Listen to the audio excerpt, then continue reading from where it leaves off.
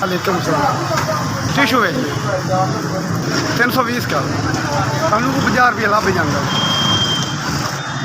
10-20 piece Wick जाते 500-700 बच जाता गुजारा नहीं भी होंगे वह भी जाना मजबूरी नाल ही होंदा है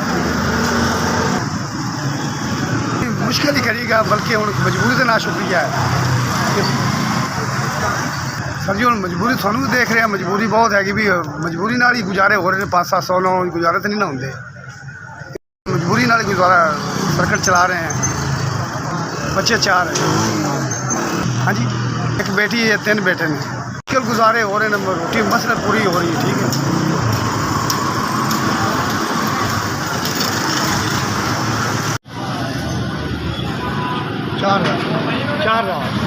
4,000 की इन्हें हलफ की फेरी ला के सौदा बेचना मजदूर आदमी आ मेरी हलफ की ने बंदे 4,000 की हलफ की साढ़े की बड़ी उनकी मेहरबानी शुक्रिया अदा करांगे उसका।